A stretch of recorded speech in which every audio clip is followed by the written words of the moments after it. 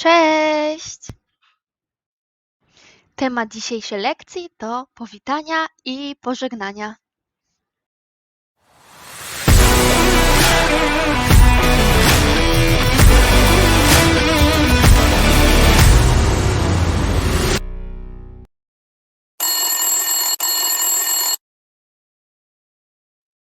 Dzień dobry!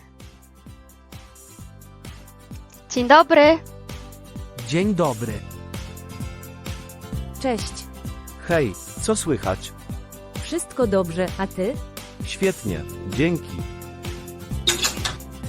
Dzień dobry! Dzień dobry. Dzień dobry.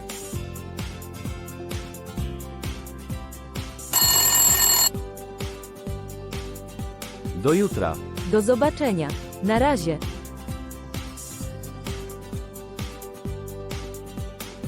Dobry wieczór! Jak się pan ma? Dobry wieczór. Bardzo dobrze. A pani? W porządku, dziękuję. Dobranoc. Dobranoc.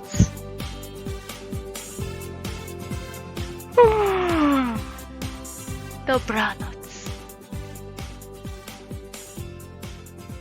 To już koniec naszej lekcji.